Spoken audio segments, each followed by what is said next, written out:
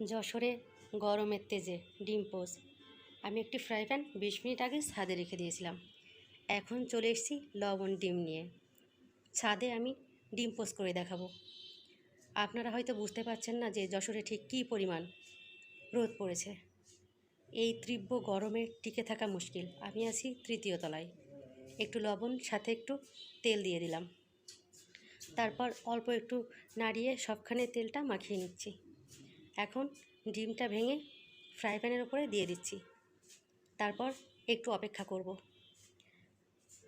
এখন দেখুন কিভাবে ডিমটা আস্তে আস্তে চারপাশ থেকে সাদা হয়ে উঠছে।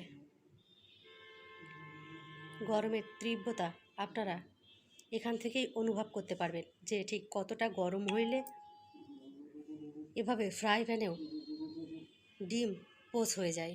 দেখুন আস্তে আস্তে চারপাশ থেকে বুদবুদ উঠছে।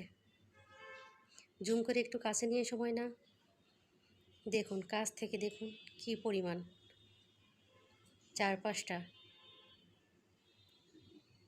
গরম হয়ে আছে।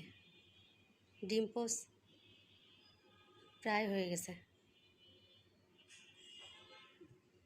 সব কিছু আপনারা দেখতেই পারলেন, চোখের সামনে ডিম পোচ হয়ে যাচ্ছে।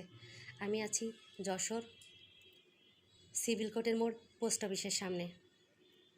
আপনারা সম্পূর্ণ ভিডিওটি দেখুন এবং গরমের তীব্রতা নির্ণয় করুন। আশা করি সকলের ভালো লেগেছে। ধন্যবাদ। এই গরমে আপনারা সবাই বাসায় থাকুন, অহেতুক বাইরে ঘোরাঘুরি করবেন না।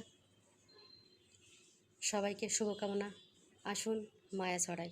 যদি ভিডিওটি ভালো লাগে তাহলে লাইক, কমেন্ট আর শেয়ার করতে ভুলবেন না।